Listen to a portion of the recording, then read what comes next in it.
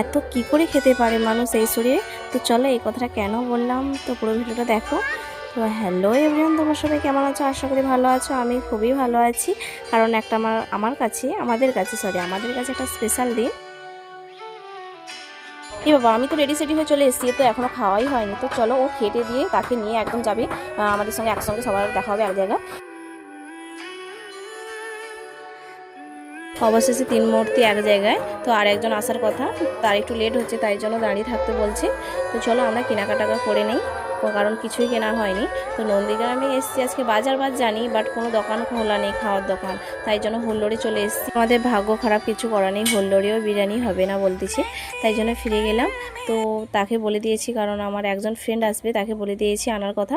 তো সে চলে এসছে, আমরা এবার গন্তব্যস্থলে যাই গুটি গুটি পায়ে, কারণ অনেক লেট হয়ে গেছে, বাড়িতে তাড়া দেবে এদিকে, তাই জন্য চলে এসছি। আমরা এক জায়গায় হলে রাস্তার মানুষরা বলে এরা মনে পাগল যাচ্ছে, বাট তোমরা পাগল ভেবো না, আমরা ঠিকই আছি, ঠিকই মানুষ। তো চলে এসেছি আমাদের গন্তব্যস্থলে, তোমরা বুঝতেই পারছো এটা কোন জায়গা। আজকের ওয়েদারটা খুব সুন্দর ছিল, কারণ মেঘলা ওয়েদার আর নদীর পার, মানে সেই লেভেল লাগছে আর কি। তো চলে এসেছি আমরা চারজন।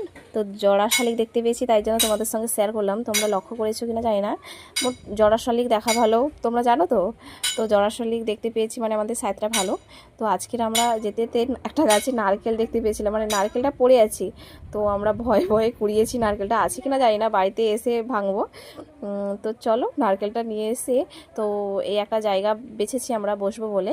তো এতই বাতাস হচ্ছে, মানে দাঁড়ানোই যাচ্ছে না। রোগা পাতলা মানুষ হলে হাওয়ায় উড়ে নিয়ে যেত, ভাগ্যিস আমরা রোগা নই।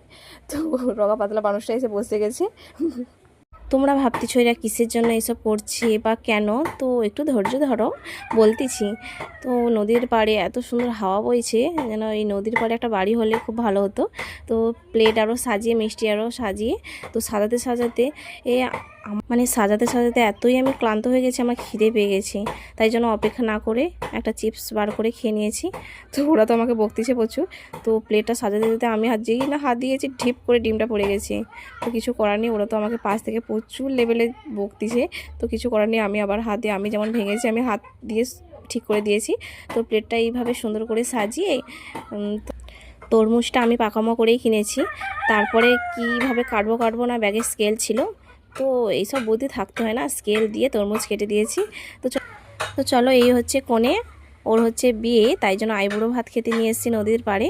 তো এইসব স্মৃতি ওর মনে থাকবে। আমি এতগুলো খাওয়া যায় না, বাট মনে থাকার জন্য আমরা ছোট্ট করে উপহারটা দিয়েছি, খাবে, তাই আমরা ভাগ বসিয়ে দিয়েছি ওর খাবারে। তো চলো আমরা খাওয়া দাওয়ার পর তোমাদের সঙ্গে কথা হবে খাওয়ার সময়।